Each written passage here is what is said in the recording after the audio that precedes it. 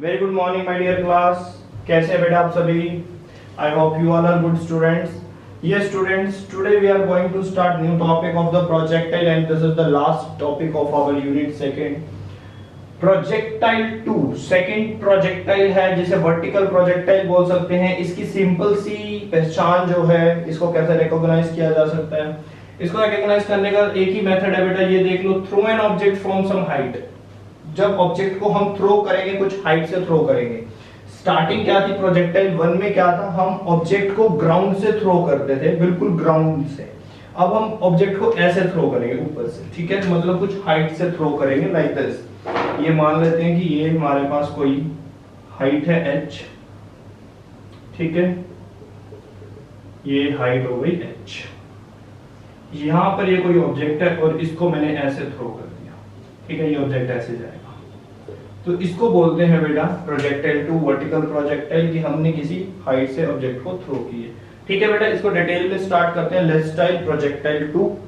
और बेटा most important point ये है तुम्हारे लिए कि तुम्हें नोट्स प्रॉपर बनाने हैं। You have to make your handwritten notes properly, ठीक है। Secondly you have to sit straight. जब लेक्चर टाइम होता है बेटा प्रॉपर पोजीशन में रहा करो। स्टडी की पोजीशन मतलब प्रॉपर टेबल चेयर पर एकदम स्ट्रेट होनी चाहिए तुम्हारी बैकबोन, कंसंट्रेशन होनी चाहिए प्रॉपर, और नोट्स अच्छे से बनाने हैं, ठीक है। कोई डाउट होगा उसके लिए हम बैठे हुए हैं, उसके लिए आप जब मर्जी हमें मैसेज करो, कॉल करो, जैसे भी है, बट बेटा तुम्हारा काम बहुत अच्छा होना चाहिए। Okay students, let's start projectile 2। Second type का प्रोजेक्टाइल है। क्या करना है इस प्रोजेक्टाइल में? पहले हम प्रोजेक्टाइल को ग्राउंड से प्रोजेक्ट करते थे, थ्रो करते थे ऑब्जेक्ट को, तो ग्राउंड से एंगल बनाता था। अब हमने उस ऑब्जेक्ट को ग्राउंड से नहीं फेंकना, हमने क्या करना है, हाइट से उसको थ्रो करना है। जैसे ये कुछ हाइट है, ये कोई टावर है या कुछ भी है, इस पे ये ऑब्जेक्ट रखा हुआ है, यहाँ से इसको हमने फोर्स लगा के थ्रो कर दिया, और इस टावर की हाइट है h, तो ये ऑब्जेक्ट ऐसे ऐसे ये वाला पाथ फॉलो करता हुआ ये ऐसे गिरेगा ऑब्जेक्ट। तो अब ये वाला जो पाथ है, दिस इज ऑल्सो पैराबोला, ये भी एक पैराबोला है, ठीक है। फिर हमें इसकी इक्वेशन बतानी पड़ेगी, ये पैराबोला कैसे है, जैसे हमने पहले बताई थी। अच्छा मैंने तुम्हें वो भी बता देता हूँ कि जो लास्ट टाइम हमने क्या किया था, लास्ट टाइम हमने लिखा था कि इक्वेशन ऑफ प्रोजेक्टाइल। तो पेपर में वो जो क्वेश्चन है ऐसे भी आ सकता है, इक्वेशन ऑफ ट्रेजेक्ट्री, ठीक है। ये मैं पहले भी तुम्हें एक बार वीडियो में बता चुका हूँ, तो आज फिर चेक कर लो इस चीज को कि इक्वेशन ऑफ ट्रेजेक्ट्री और इक्वेशन ऑफ प्रोजेक्टाइल मतलब एक ही होता है। इसमें भी वो सब कुछ आएगा। इसमें फिर से टाइम ऑफ फ्लाइट तुम्हें निकालना है, इसमें भी तुम्हें रेंज निकालनी है, ये r डिस्टेंस निकालना है, ठीक है, और वेलोसिटी निकालनी है। सब कुछ एज इट इज करना है जो सा हमने कंप्लीट प्रोजेक्टाइल में किया था, ठीक है। तो ये हमारी एक वर्टिकल प्रोजेक्टाइल है। इसको अब थोरोली समझ लेते हैं कि क्या है ये थोरोली। इसके अंदर प्रॉपर पॉइंट्स देखते हैं, क्या क्या पॉइंट्स हैं। चलिए अब क्वेश्चंस तुम्हारे से मैं पूछता चला जाऊंगा और आंसर्स करते चले जाना कि हमारे पास कितने टाइप की वेलोसिटी होती थी इन द प्रोजेक्टाइल। हमारी वेलोसिटी कितने टाइप की होती थी, मैं यहीं पर साथ साथ बना रहा हूँ, ठीक है। ये मैंने सिंपल प्रोजेक्टाइल बना लिया। ये वेलोसिटी होती थी u, ये होता था ux, और ये होता था uy, और ये होता था एंगल थीटा, ठीक है। वेलोसिटी और ग्राउंड के साथ एंगल बना होता था थीटा। ये uy वर्टिकल कंपोनेंट होता था, ये हॉरिजॉन्टल कंपोनेंट होता था, और हॉरिजॉन्टल कंपोनेंट पे कोई भी फोर्स नहीं लगता। वर्टिकल कंपोनेंट पे कौन सा फोर्स लगता है, तो आंसर है वर्टिकल कंपोनेंट पे फोर्स ऑफ ग्रेविटी लगता है, ग्रेविटेशनल फोर्स लगता है।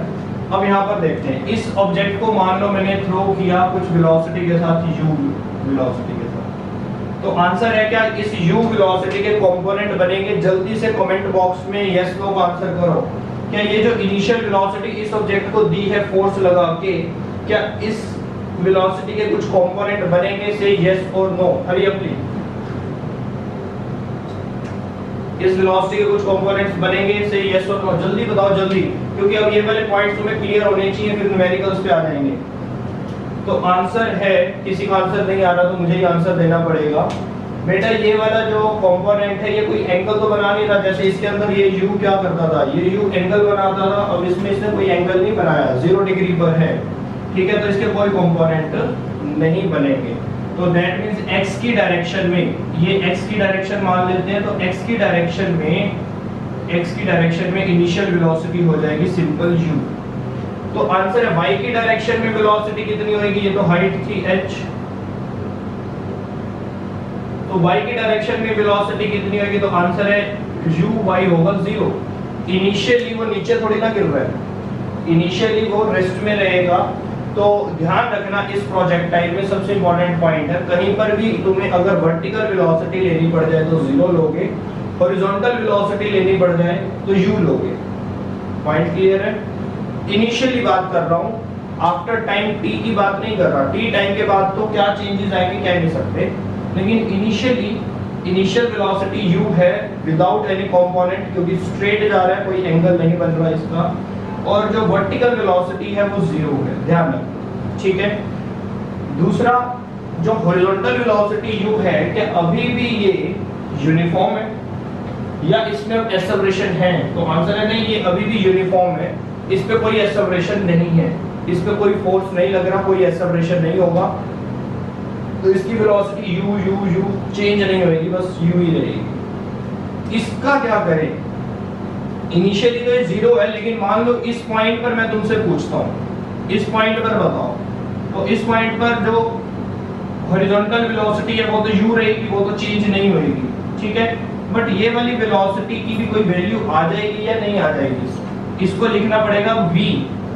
मैंने इसको v क्यों लिखा, क्योंकि बेटा इनिशियल वेलोसिटी को तुम u लिख सकते हो, उसके बाद आफ्टर टाइम t के बाद वेलोसिटी u नहीं लिखी जाती, v से रिप्रेजेंट की जाती है।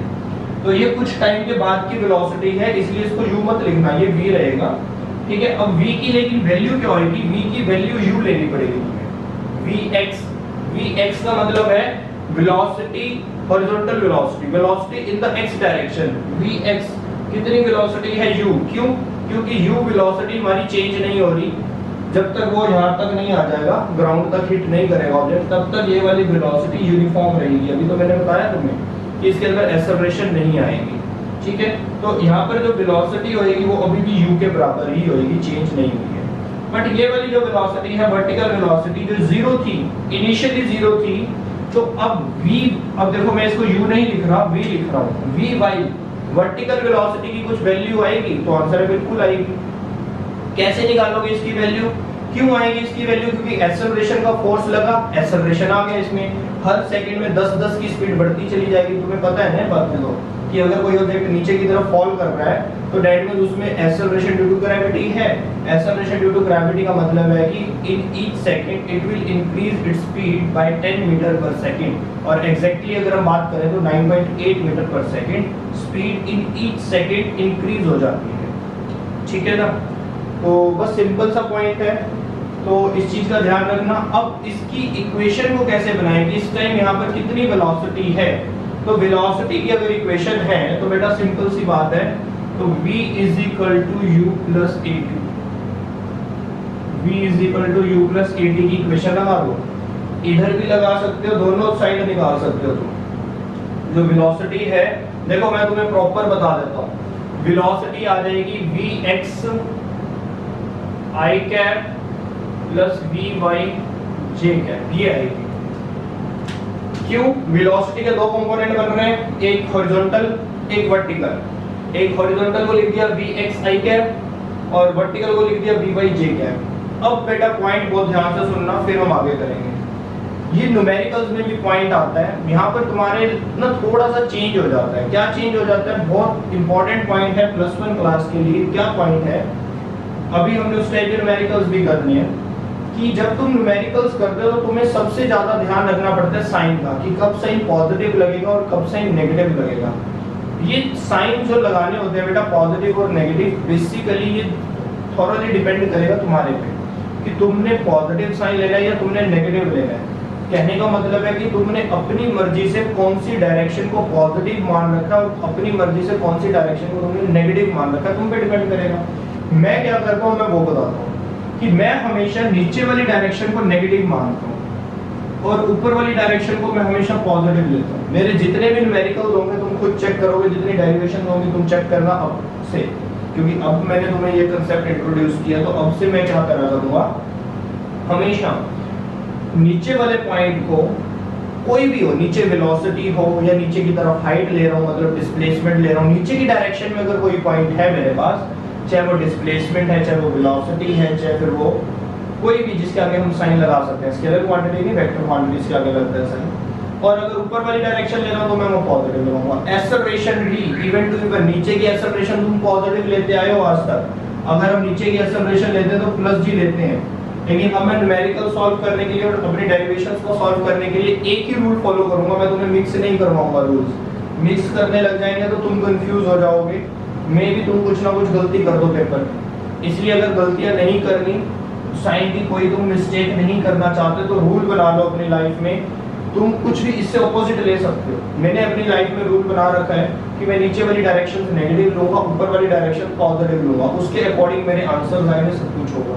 ठीक है, अब तुम चाहो तो ऊपर वाली को नेगेटिव मान सकते हो, नीचे वाली को पॉजिटिव मान सकते हो, तुम पे डिपेंड है, मेरे पे डिपेंड नहीं है, तुम पे डिपेंड है, ध्यान रखो। तो मैं लूंगा नेगेटिव। इवन टू इवन अगर मैं नीचे की तरफ एक्सेलरेशन ले रहा हूं तो वो भी मेरी नेगेटिव होगी। और एक और पॉइंट सुनो मेरे से, जो हम एक्सेलरेशन ड्यू टू ग्रेविटी लेते हैं, एक्सेलरेशन ड्यू टू ग्रेविटी लेते हैं, वो मैं हमेशा माइनस जी ही लूंगा। ऊपर की साइड लो या नीचे की साइड लो, हमेशा माइनस जी लूंगा। उसका रीजन भी सुनो क्यों। मैं तुम्हें ऑलरेडी बता चुका हूं, एक्सेलरेशन का मतलब होता है बेटा फोर्स। एक्सेलरेशन का मतलब होता है फोर्स। एक्सेलरेशन को साइन मिलता है in the direction of the force. जिस डायरेक्शन में फोर्स होगा उसी डायरेक्शन में तुम्हें एक्सेलरेशन का साइन देखना पड़ेगा। ठीक है ना। तो अब बेटा अगर हम एक्सेलरेशन ड्यू टू ग्रेविटी की बात करेंगे, एक्सेलरेशन ड्यू टू ग्रेविटी में जो फोर्स होता है वो हमेशा डाउनवर्ड ही तो होता है। क्यों डाउनवर्ड होता है? क्योंकि अर्थ तुम पे कहां फोर्स लगाएगी। हम तुम किसी ऑब्जेक्ट को ऊपर की तरफ थ्रो करोगे तो अर्थ उस पे कैसा फोर्स लगाएगी? डाउनवर्ड, नीचे खींचने की तरफ फोर्स लगाएगी। तुम किसी ऑब्जेक्ट को गिराओगे, फॉल करोगे, तब भी अर्थ उस पे कैसा फोर्स लगाएगी? डाउनवर्ड फोर्स लगाएगी। तो कहने का मतलब जो फोर्स है, force of gravitation, force of gravitation हमेशा डाउनवर्ड होता है, और डाउनवर्ड का मैंने साइन नेगेटिव ले रखा है। ठीक है, तो एक्सेलरेशन ड्यू टू ग्रेविटी जो डाउनवर्ड फोर्स के कारण प्रोड्यूस होती है उसको मैं हमेशा नेगेटिव मानता हूं। इसीलिए नेगेटिव मानता हूं कि एक्सेलरेशन ड्यू टू ग्रेविटी मतलब डाउनवर्ड एक्सेलरेशन जो है, डाउनवर्ड फोर्स के कारण जो एक्सेलरेशन है वो भी नेगेटिव माइनस जी ही रहेगा। चेक करना तुम, जब मैं न्यूमेरिकल्स करूंगा, जब मैं डेरिवेशंस करूंगा, तो ये चीज तुम्हारे सामने बहुत बार आने वाली है, तुम इस चीज के फैमिलियर हो जाओगे अपने आप। तो लेकिन माइंड में रखना मेरी डाउनवर्ड डायरेक्शन नेगेटिव में चला गई है। ठीक है, तो मैंने ये कांसेप्ट इसलिए इंट्रोड्यूस किया क्योंकि अब यहाँ पे डाउनवर्ड के केस आने स्टार्ट हो जाएंगे तुम्हारे सामने।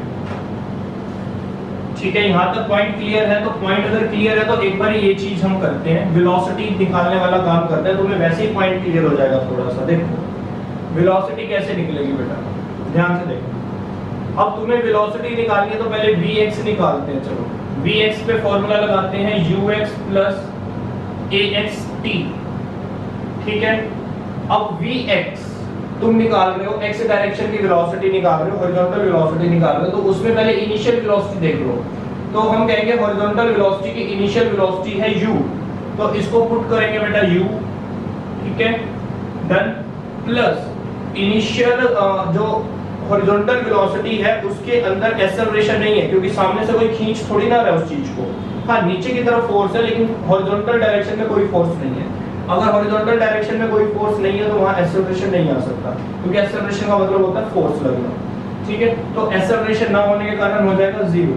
तो vx की वैल्यू कितनी आ गई बेटा? u, ये देख सकते हो, यहाँ पर मैंने प्रूफ कर दिया फॉर्मूला लगाकर। सेकंड देखते हैं vy।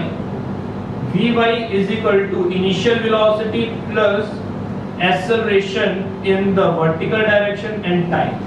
टाइम t के बाद तुम u नहीं लिख सकते ना, टाइम t के बाद तुम्हें v लिखना पड़ता है। इनिशियली तुम u लिख सकते हो। ठीक है, चलिए, तो vy इनिशियली की वैल्यू कितनी है? तो मैंने क्या कहा था, हमेशा वर्टिकल वेलोसिटी इनिशियल इस केस में 0 रहेगी। तो ये कभी गलती मत करना, vertical velocity, initial vertical velocity की कभी भी कोई वैल्यू पुट मत कर देना, तो ये रहेगा 0।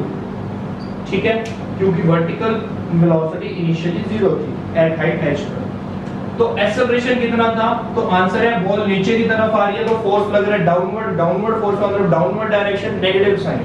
ठीक है, तो यहाँ पर लेंगे माइनस जी टी। तो vy कितना आ गया तुम्हारे पास बेटा? This implies vy is equal to minus gt। ये वेलोसिटी की वैल्यू आ गई v y। क्लियर है ये पॉइंट्स तुम्हें? वेलोसिटी निकालनी आ गई, v y की क्या वैल्यू है यहाँ पर -gt, और हॉरिजॉन्टल की क्या वैल्यू है u। ठीक है, यहाँ तक सबको क्लियर है? तो बहुत अच्छी बात है। चलिए अगर अब मैं बात करता हूँ डिस्प्लेसमेंट की, कि यहाँ तक डिस्प्लेसमेंट कितना कर रहा है ऑब्जेक्ट, तो देखो जैसे मैंने वेलोसिटी निकाली है, vx वेलोसिटी निकाल दी, vy वेलोसिटी निकाल दी, तो अगर मैं टोटल वेलोसिटी निकालता हूँ, ये देखो ऐसे वाली, ये वाली वेलोसिटी निकालता हूँ, तो ये कैसे आती है? vx की वैल्यू कितनी थी u, तो यहाँ लिखेंगे u, vy की वैल्यू कितनी थी -gt, तो -gt, ये बन जाएगा। ये कंबाइंड वेलोसिटी है ऑब्जेक्ट की, ये वाली v। इस v का एक कंपोनेंट है ये वाला, एक कंपोनेंट है ये वाला, इन दोनों की वैल्यू जोड़कर हमने यहाँ पर लिख दी। बहुत सिंपल है, क्लियर है? अब मैं चाहता हूँ कि तुम मुझे डिस्प्लेसमेंट निकालना सिखाओगे। डिस्प्लेसमेंट कैसे निकाला जाता है? तो बेटा जैसे मैंने वेलोसिटी की इक्वेशन लगा दी, वैसे तुम डिस्प्लेसमेंट की इक्वेशन लगा सकते हो। बहुत सिंपल है ना? डिस्प्लेसमेंट की इक्वेशन कौन सी लगा सकते हो? v² u² 2a ऐसे लगा लो, मतलब डिस्प्लेसमेंट निकालना विदाउट टाइम अगर तुम निकालना चाहते हो तो वो लगा लो, नहीं तो s = ut + ½ at² लगा लो। s = ut + ½ at²। अगर वो तुमसे डिस्प्लेसमेंट निकालने को बोलता है तो डिस्प्लेसमेंट का फॉर्मूला लग जाएगा। अब डिस्प्लेसमेंट का क्या फॉर्मूला है ये देखते हैं, s ut ½ at²। ध्यान से देखना बेटा, क्या डिस्प्लेसमेंट यहाँ पर दो डायरेक्शन में है या सेम डायरेक्शन में है? हम कहेंगे है तो अभी भी दो। कैसे दो डायरेक्शन में डिस्प्लेसमेंट हो रही है, इस चीज को ध्यान से देखना। अगर मैं x डायरेक्शन की बात करूं, ये देखो मैं यहाँ पर लिख देता हूँ बेटा, ध्यान से देखना, ये वाला पोर्शन रफ कर देते हैं और यहाँ पर तुम्हें क्लियर हो जाएगा। ये फटाफट से डिस्प्लेसमेंट देखो, मैं यहाँ पे फॉर्मूला लिखता हूँ s = ut + ½ at²। अब डिस्प्लेसमेंट क्या है? वेक्टर क्वांटिटी है, तो s को कैसे लिख सकते हैं? sxi cap xyj cap. दो डायरेक्शन बनेंगी डिस्प्लेसमेंट की भी, एक वर्टिकल और एक हॉरिजॉन्टल। ठीक है, देखो ये हॉरिजॉन्टल डिस्टेंस भी ट्रैवल कर रहा है और ये नीचे की तरफ भी आ रहा है, तो दोनों तरफ ही अपना डिस्टेंस कवर करता है, आगे भी जा रहा है और नीचे भी आ रहा है, तो दैट मींस दो 2 डायमेंशनल मोशन चल रही है ये। तो यहाँ पर आ जाते हैं, हम sx निकालते हैं पहले। sx की वैल्यू क्या रहेगी? uxt + ½ axt। तो ux इनिशियल वेलोसिटी कितनी थी? वर्टिकल x एक्सिस में इनिशियल वेलोसिटी कितनी थी? तो आंसर है u थी, तो यहाँ पर लिखेंगे बेटा u टाइम t। ठीक है, एक्सेलरेशन कितना था वर्टिकल में? जल्दी से मैसेज करो, एक्सेलरेशन कितना है हॉरिजॉन्टल डायरेक्शन में? सॉरी, कितना एक्सेलरेशन है? तो आंसर है 0, तो ये वाला पोर्शन खत्म हो जाएगा, 0 हो जाएगा। ठीक है, तो डिस्प्लेसमेंट आ गई x एक्सिस में t टाइम के बाद कितनी? ut। चलिए नेक्स्ट पे आते हैं, डिस्प्लेसमेंट करते हैं y डायरेक्शन की, तो ये हो जाएगा uyt initial velocity t time पे + ½ at²। वैल्यूज पुट कर देते हैं, uy की वैल्यू बताओ बेटा, इनिशियल वेलोसिटी। अब इसका आंसर तुम करोगे, मैं आंसर नहीं करूंगा। वर्टिकल में इनिशियल वेलोसिटी कितनी लेनी है? वर्टिकल में इनिशियल वेलोसिटी कितनी लेनी है? जल्दी से आंसर करो, तभी हम आगे चलेंगे, नहीं तो हम यहीं पे रुके होंगे। Hurry up. वर्टिकल डायरेक्शन में इनिशियल वेलोसिटी कितनी लेनी है? जल्दी से, इतना टाइम लगता है कि आंसर करते? शिवांश का आंसर आ गया, वेरी गुड, 0। तो अभी मैंने तुम्हें बताया कि वर्टिकल में इनिशियल वेलोसिटी 0 ही लेनी है। ठीक है, तो ये तो हो गया 0। तो अच्छा, अब नीचे आते टाइम एक्सेलरेशन मैंने हमेशा ड्यू टू ग्रेविटी कैसा लेना है? डाउनवर्ड के कारण नेगेटिव लेना है, तो ये हो जाएगा -½ gt²। तो sy निकल जाएगा तुम्हारा कितना? -½ gt²। वेलोसिटी कितनी निकली थी? -gt। डिस्प्लेसमेंट कितना निकला वर्टिकल डायरेक्शन में? -½ gt²। Minus word just represent your object is coming downward, minus sign just represent your object is coming downward.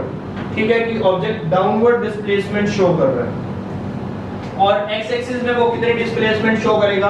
तो आंसर है x एक्सिस में वो सिंपल सी डिस्प्लेसमेंट शो करेगा अब बच्चे तो ये भी सोच रहे होंगे कि सर आप कहते थे कि जहां पर एक्सेलरेशन नहीं होता, जहां पर वेलोसिटी यूनिफॉर्म होती है, तो वहां पर तो हम इक्वेशन ऑफ मोशंस ही नहीं लगाते, वहां पर हम स्पीड का फार्मूला लगाते हैं, speed is equal to distance upon में टाइम। तो मैं आज भी बेटा यही कहता हूं।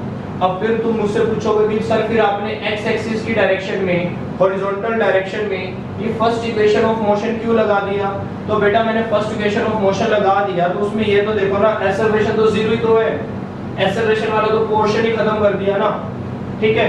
तो अगर मैं यहाँ पर डिस्प्लेसमेंट की बात करता हूँ, ये वाले डिस्प्लेसमेंट की बात करता हूँ, तो इसमें जब मैं एक्सेलरेशन वाला पोर्शन जीरो कर दूंगा तो मेरे पे बचेगा क्या? ध्यान से देखना, distance is equal to speed into time. ये स्पीड का ही तो फार्मूला बच गया। यहाँ पे तुमने डिस्टेंस कैसे निकाला? स्पीड और टाइम को मल्टीप्लाई करके निकाला ना, कोई चेंजेस थोड़ी ना आ रहे हैं यहाँ पर, ये यूनिफॉर्म डिस्टेंस आ रहा है, ठीक है। तो दैट मींस ये बेटा अगर तुम इक्वेशन लगा भी देते हो तो उसके अंदर क्या होता है? एक्सेलरेशन जीरो पुट हो जाता है, एक्सेलरेशन के बाद वो इक्वेशन वैसे ही उसका कोई अस्तित्व ही नहीं बचता। क्यों? क्योंकि एक्सेलरेशन तो तुमने छोड़ा नहीं, उसके अंदर एक्सेलरेशन जीरो कर दिया। ये इक्वेशन ऑफ मोशन हमारी कब यूजफुल होती है? जब इसमें एक्सेलरेशन की वैल्यू पुट होती है। अगर हम इसमें एक्सेलरेशन की वैल्यू जीरो कर दें तो ये दोबारा से तुम्हारा वही स्पीड का फार्मूला बन जाता है। Point is clear to you? Say yes और नो। बेटा तुम्हें ये भी पता होना चाहिए ना, जो तुम्हारी फर्स्ट इक्वेशन ऑफ मोशन होती है वो तुम्हारा एक्सेलरेशन का फार्मूला होता है। एक्सेलरेशन का फार्मूला क्या होता है? a is equal to b minus u by t। पढ़ा हुआ है 9th क्लास में एक्सेलरेशन का formula, final velocity minus initial velocity into time, ठीक है। इसको रीअरेंज करो, फर्स्ट इक्वेशन बन जाएगी v is equal to u plus at आ जाएगा, इसको रीअरेंज करते ही।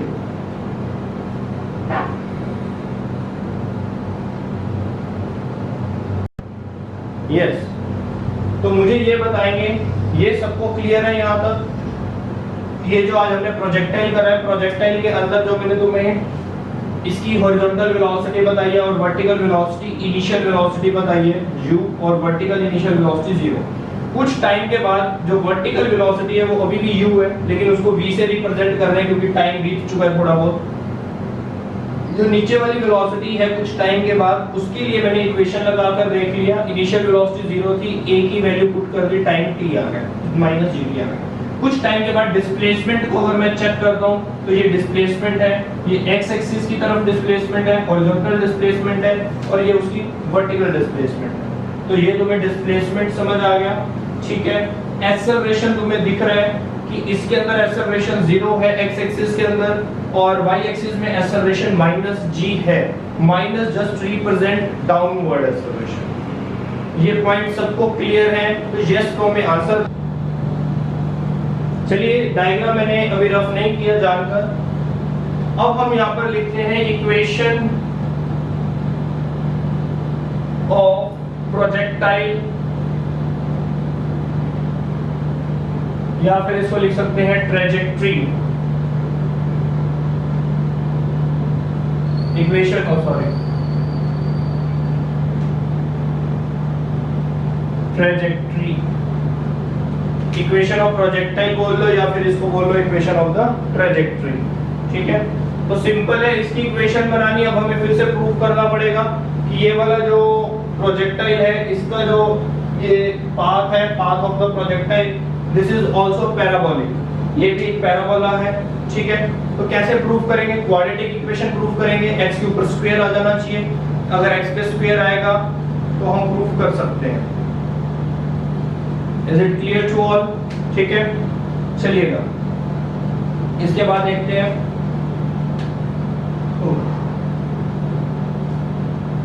हाँ जी, उस इक्वेशन में तुम्हें याद है जो हमने लास्ट टाइम इक्वेशन करी थी, प्रोजेक्टाइल की इक्वेशन करी थी, ट्रैजेक्टरी की इक्वेशन करी थी। पहले टाइम निकाल लिया था हॉरिजॉन्टल मोशन में से, फिर डिस्प्लेसमेंट को जोड़ दिया था। तो वही काम मैं आज यहाँ पर करने जा रहा हूँ। तो अब तुम्हें पता है बेटा, मैं यहाँ पर लिख देता हूँ displacement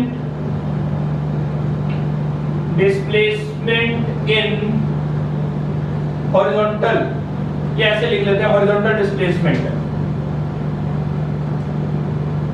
horizontal displacement at time t, at time t time पर हॉरिजॉन्टल डिस्प्लेसमेंट कितनी हो रही है। तो अभी तो हमने निकाली है हॉरिजॉन्टल डिस्प्लेसमेंट अभी निकाल लीजिए ना टाइम t पर।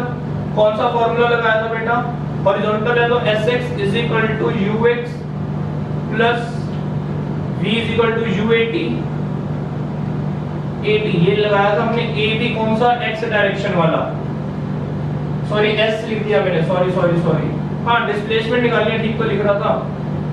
sx ut plus half at का स्क्वायर, ठीक है।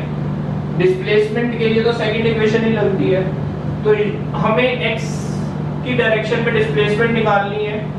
तो मान लेते हैं कि ये कितना डिस्टेंस ट्रैवल कर चुका है, यहाँ तक मान लो x डिस्टेंस ट्रैवल कर चुका है, और नीचे की तरफ कितना डिस्टेंस ट्रैवल कर चुका है, मान लो y। ये ध्यान रख लेना कि यहाँ तक इसने कितना डिस्टेंस ट्रैवल किया x, और नीचे की तरफ कितना डिस्टेंस ट्रैवल किया y। तो मतलब इस कोऑर्डिनेट के अगर तुम पॉइंट निकालोगे तो x y पॉइंट मिलेंगे। x पॉइंट का मतलब है x एक्सिस की डिस्प्लेसमेंट इतनी कर चुका है ये, y एक्सिस में इतनी डिस्प्लेसमेंट ये कर चुका है। तो सिंपल सा पॉइंट है ये। तो यहाँ पर आ जाओ, कितनी डिस्प्लेसमेंट कर चुका है ये x एक्सिस में, तो x एक्सिस में ये x डिस्प्लेसमेंट कर चुका है। वेलोसिटी कितनी होती है? Initial velocity, initial velocity in the horizontal direction u, ठीक है। Time t as it is रहेगा, और एक्सेलरेशन हॉरिजॉन्टल नहीं होती तो ये सारा जीरो हो जाएगा। तो x आ गया तुम्हारा ut, बॉक्स बना लो इसको। तो डिस्प्लेसमेंट निकल गई, क्योंकि एक्सेलरेशन तो बेटा जीरो हो जाता है तो ये प्लस जीरो हो जाएगा ना, तो एक्सेलरेशन तो जीरो हो जाएगा। हॉरिजॉन्टल है, वर्टिकल देखते हैं, वर्टिकल बात करते हैं। sy यहाँ लिखना भी पड़ेगा ना बेटा, फिर यहाँ पर लिख देता हूँ वर्टिकल डिस्प्लेसमेंट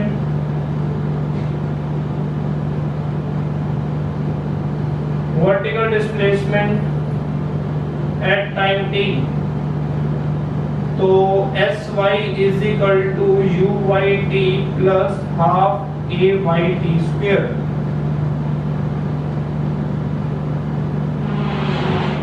चलिए, तो sy t टाइम में y की डायरेक्शन में कितना डिस्प्लेसमेंट हुआ, तो आंसर है y डिस्प्लेसमेंट हुआ, तो इसको लिखेंगे y।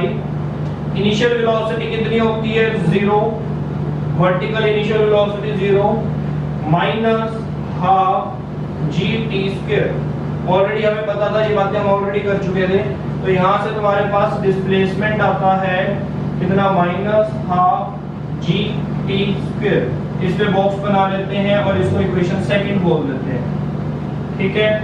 तो अब यहाँ से बेटा मैं टाइम निकाल सकता हूँ, ध्यान से देखना कि मैं यहाँ से टाइम निकाल सकता हूँ। ये निकाल देता हूँ time t is equal to x divided by u, ठीक है, और इसको इक्वेशन 1 बोल देते हैं। तो यहाँ लिख देते हैं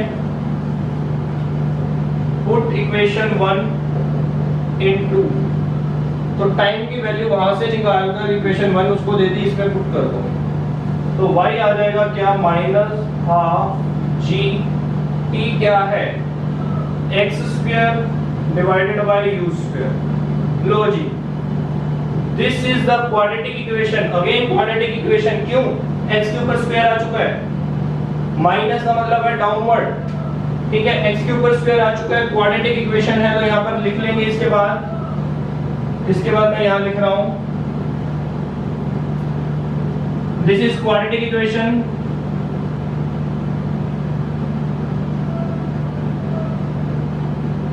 This is the quadratic equation. Therefore,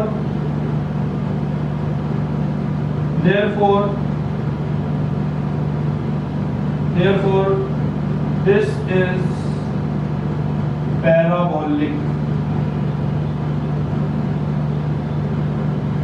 Therefore, this is parabolic path. ये parabolic path है। क्या कि इसने कुछ भी नहीं किया, दोबारा से देखना, सारा ध्यान से देखना। मैंने हॉरिजॉन्टल डिस्प्लेसमेंट निकाल दी टाइम t पर, मैंने वर्टिकल डिस्प्लेसमेंट निकाल दी टाइम t पर। अभी तो मैंने डिस्प्लेसमेंट समझाई है तुम्हें, कैसी निकलती है? s का फॉर्मूला लगाकर निकलती है। हॉरिजॉन्टल में एक्सेलरेशन नहीं होता, जीरो कर देते हैं, और वर्टिकल में इनिशियल वेलोसिटी नहीं होती, उसको जीरो कर देते हैं। तो यहाँ से तुम्हें हॉरिजॉन्टल डिस्प्लेसमेंट मिल गई। हाँ, हॉरिजॉन्टल में वो t टाइम में कितना डिस्टेंस ट्रैवल करता है, तो आंसर है x ट्रैवल करता है, ठीक है। तो इसलिए मैंने हॉरिजॉन्टल डिस्प्लेसमेंट में x लिखा। और वर्टिकल कितना डिस्टेंस ट्रेवल करता है टी टाइम में, तो आंसर है y ट्रेवल करता है, तो मैंने इसलिए y लिखा। ठीक है, यहाँ से मैंने हॉरिजॉन्टल डिस्प्लेसमेंट निकाल दी x और वर्टिकल डिस्प्लेसमेंट जो y थी यहाँ से मैंने y निकाल लिया। ठीक है, हॉरिजॉन्टल डिस्प्लेसमेंट में से टाइम निकालकर इसमें पुट किया, आंसर आ गया। क्या आंसर क्या आना था? आंसर तो यही आना था कि तुम्हें सिर्फ x के ऊपर स्क्वायर शो करना था, वो तुमने शो कर दिया। ठीक है, तो बेटा इक्वेशन, ये भी कौन सी इक्वेशन है? ट्रैजेक्टरी की इक्वेशन है, लेकिन इसको हम बोलते हैं, कौन सी ट्रैजेक्टरी की इक्वेशन होती है ये? This is known as vertical trajectory. ये वर्टिकल ट्रैजेक्टरी है सारा हमारा, ये वर्टिकल केसेस आ रहे हैं। ठीक है, इस प्रोजेक्टाइल को वर्टिकल प्रोजेक्टाइल भी बोलते हैं। बेटे जितने भी ये वाला जो प्रोजेक्टाइल है ना, पता है ये हमारी जान बचाता है। कैसे जान बचाता है सोच सकते हो? यहाँ देखो, जितने भी, अब हमें पता है कि इंडिया ने सर्जिकल स्ट्राइक करी थी पाकिस्तान पे, चाइना पे फिर से सर्जिकल स्ट्राइक हुई है इंडिया की तरफ से। वो जो एयर पायलट्स हैं जो उस टाइम पे नेवी में हैं, जो एयर में से बम को थ्रो करते हैं नीचे की तरफ, तो वो बेटा इस चीज की प्रॉपर नॉलेज रखते हैं। They are engineers. वो जो पायलट्स हैं, वो जो मिलिट्री में हैं, जो एयर फोर्स में हमारी आर्मी है एयर फोर्स की, वो प्रॉपर एजुकेटेड होती है फिजिक्स के कंसेप्ट्स को लेकर। क्यों? क्योंकि उनको पता है कि हमने अब बटन रिलीज करना है, हमारा एरोप्लेन इतनी इनिशियल वेलोसिटी के साथ जा रहा है। उनको यू पता होता है, उनको पता है कि हमारा जेट, हमारा जो प्लेन है उसकी इनिशियल वेलोसिटी इतनी है, तो उनको ये यू पता है। तो वो ये रेंज कैलकुलेट करते हैं कि अगर मैं इस वेलोसिटी से यहाँ पर बम को रिलीज करूंगा तो बम तो यहाँ गिरेगा जाके, उसकी रेंज कितनी आएगी। तो उनको पहले दुश्मन का टारगेट पता होता है, फिर वो टारगेट के ऊपर आके बम नहीं गिराते, टारगेट से पीछे ही बटन को प्रेस कर देते हैं, तो बम गिरता टारगेट पे आके है। वो कई बार आगे पीछे भी हो जाता है अगर कैलकुलेशंस में गलती हो जाए, तो that is a very difficult task for them. उनके लिए बहुत डिफिकल्ट होता है हर कैलकुलेशंस को करना, और इतनी फास्ट वो ट्रैवल कर रहे होते हैं, उसी टाइम फास्ट कैलकुलेशन हो रही होती हैं, तो ये सारी चीजें कैलकुलेट करनी पड़ती हैं। तो अगर कोई एयर फोर्स में जाने के लिए इंटरेस्टेड है तो उसको फिजिक्स पे बहुत ध्यान देना पड़ता है। ठीक है, क्योंकि वहां पर ये फिजिक्स बहुत काम आती है, और ये कैनेमेटिक्स तो बहुत ही ज्यादा काम आती है कि किस मोशन से क्या करना है, कैसे करना है। तो ये चीजें समझ आनी चाहिए तुम्हें भी। ठीक है बेटा, ये पॉइंट क्लियर है यहाँ तक के? किसी को कोई डाउट है यहाँ पे तो मेरे से बता सकता है।